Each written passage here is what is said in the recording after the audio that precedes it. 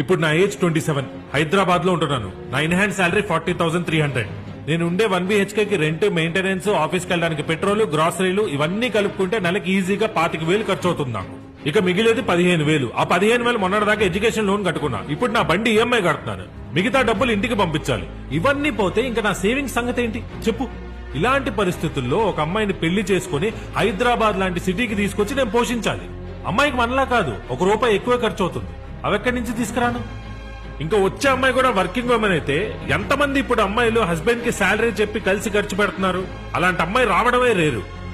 పెళ్లి చూపులకు రా ఒకసారి, ప్యాంటు తడిసిపోతుంది. ఎప్పుడు చూడు మీ అబ్బాయి ఏ కంపెనీ, ప్యాకేజ్ ఎంత అని అడుగుతున్నారు గానీ అమ్మాయి పేరెంట్స్ కి సంపాదించేవాడు కావాలి, అమ్మాయిని హ్యాపీగా చూసుకునేవాడు కాదు. ఎక్కడ దాకా ఎందుకు? మా అమ్మ నాన్న చెల్లి పెళ్ళప్పుడు కూడా అలానే ఆలోచించారు. తప్పులేదు.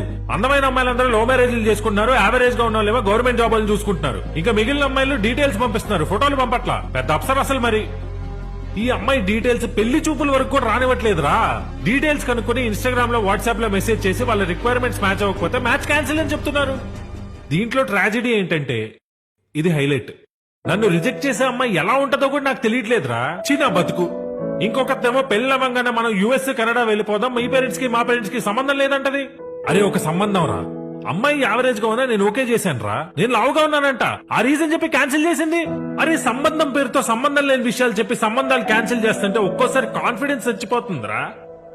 ఇలాంటప్పుడే అనిపిస్తా ఉంటది, చిన్నప్పుడు ఇంటి పక్క అమ్మాయినో, కాలేజ్ లోనో దేనో దాన్ని లవ్ చేసి లేపుకొని వెళ్ళి పెళ్లి చేసుకుంటే బాగుండేదని.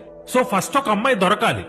దొరికిందే అనుకో, మేమిద్దరం సంపాదించే సంపాదనకి హైదరాబాద్ లాంటి సిటీలో సేవింగ్స్ ఉండాలి. ఆ తర్వాత మాకు ఇష్టమైనవి కొనుక్కోగలగాలి, ట్రిప్పులకి వెళ్ళగలగాలి. అవన్నీ దాటిన తర్వాత పిల్లలు. అరే మేమే సరిగ్గా బతకలేకపోతుంటే ఇంకో ప్రాణాన్ని భూమి మీదకి తీసుకొచ్చి ఇబ్బంది పెట్టాలా? పెళ్లి చేసుకొని చాలా మంది హ్యాపీగా ఉన్నారు, నేను ఒప్పుకుంటా. కానీ నాలాగా ఆలోచించి కంప్లీట్ గా పెళ్లి మీద ఒపీనియన్ పోయిన వాళ్లే ఎక్కువ.